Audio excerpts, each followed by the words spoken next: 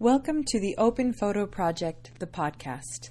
The Open Photo Project uses photography, audio, and text to present the beautiful, complex lives of consensually non-monogamous people.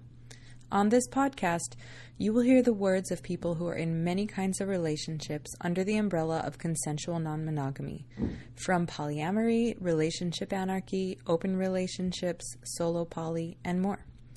I'm Erica Capin. I have been photographing and interviewing people for the Open Photo Project since 2015. If you would like to see the photos of people who are in these interviews, you can find them on the openphotoproject.com or all across social media. Many of these interviews were recorded on location, so if you hear a creak or children or a noisy cafe in the background, I hope you can enjoy the ambiance as well as the words and ideas. And please consider supporting this project on Patreon. Becoming a monthly supporter at any level means that you will have access to the full interview downloads, rather than these question excerpts. If you would like to become a supporter, just go to patreon.com. Thank you for listening to the Open Photo Project. Okay, talking to Cal. While we walk through the woods. Yeah, best way to talk. I was wondering if you could share a little bit about your experience with this home in this community, like how it came to be for you, and like either the process of buying the house or building the community around it. Yeah. Okay. Let's see. I never wanted to get married. Ever. Like, even when I was small. That was never what I wanted. But I also didn't want to live, by myself. And when I was, 7, I used to get this magazine from probably the same people who make the PBS show 321 Contact, which was, an old, science show for kids. Oh. So they made this magazine, and there was an issue of this magazine that talked about Earth ships.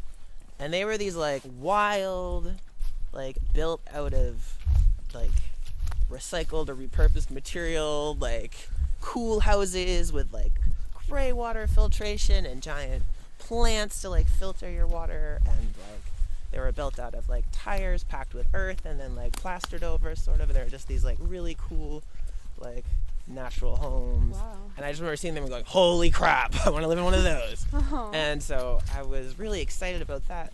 And I don't know, the idea of having sort of an ecological design for a house and, having more people live in it and not have it be just living by myself or living with one person, that sort of was the long-term plan, even if it wasn't an active plan. Starting from childhood? Pretty young. Yeah, that idea. And I didn't know who it was going to be with, and I didn't know what the long-term strategy was. But I had a vague plan that there would be a garden and maybe we'd have goats, or whatever. Here, we can go this way. Okay.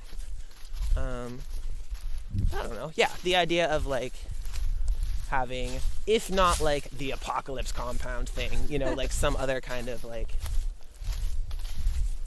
group living situation. That always sort of appealed to me, and I think I talked it up with people throughout my life and sort of took note mentally when other people were yeah, I also like that idea. So I think even subconsciously I was sort of thinking in this direction from a pretty early time. Yeah. That's amazing. And you've made your dreams come true. I kind of did, yeah. It's pretty rad. Awesome. Yeah, the idea of buying this house was actually a pretty big compromise because I'm from Maine, right? I grew up in Maine. You can buy 300 acres for what we bought this for. Oh. Yeah.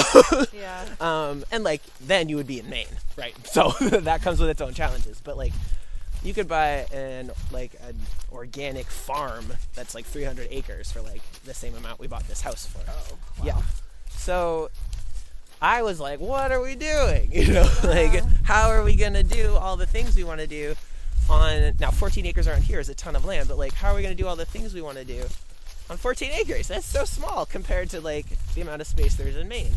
But the only way it works is if Rue and Andy can keep their jobs in Brooklyn, right? Like in the city. So they have to be able to go back and forth. They have to be able to pay a second rent. Yeah. So like we're all sharing the mortgage here. Yeah. But they're also paying rent in Brooklyn for an apartment. Yeah. So they have more expenses, and it had to be commutable to like the train so that they can get back and forth to the city. So deciding to land here, you know, we looked at a bunch of places in the general like 25 minutes from the Poughkeepsie Station area. And this was like right at the edge of the perimeter, but also right at the edge of our budget. We're like, ooh, we can almost afford this, and it's like just barely doable. It's hard to tell with the trail. I feel like it's like here or here. It's not that big a deal because like we're just on the other side of the fire pit. Okay. But like, I'm like, where are we supposed to be walking? No, it's a little harder to see with all of these things. Yeah, we gotta rake it out. But it's winter. But yeah, so it was a matter of like doing a lot of research, and like houses around here are kind of expensive because the market is doing a up and coming thing or whatever, and I don't know. So we looked at a bunch of places, and we were always looking for places with like at least we wanted a decent amount of land. Rue really advocated for a place that had running water, which I get. Like they ideally would love to live near the ocean. Oh, running water. I thought you meant in the home. Oh.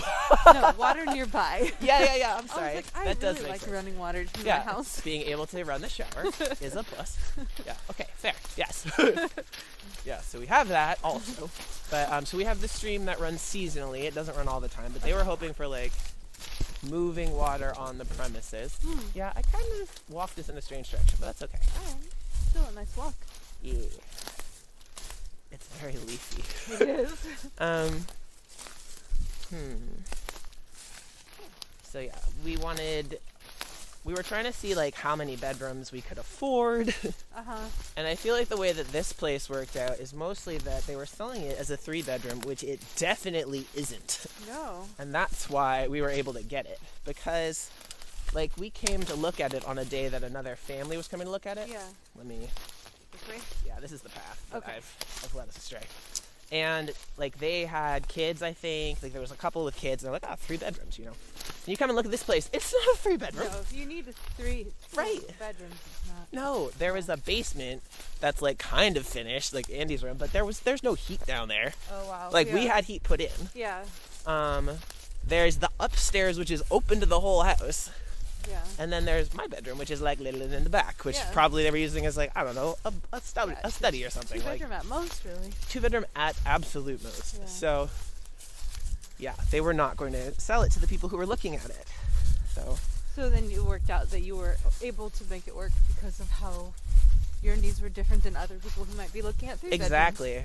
We were like, well, this isn't what you're saying it is, but we have kind of unique needs. Yeah. And Andy does not mind having a subterranean lair. So Andy and Rue, we can are sharing the downstairs, and I have my room. And Rue has their own like workstation in the upstairs, so that they have a spot that's theirs too, but they have their own bedroom in the city. Cool. So like it works out. Yeah.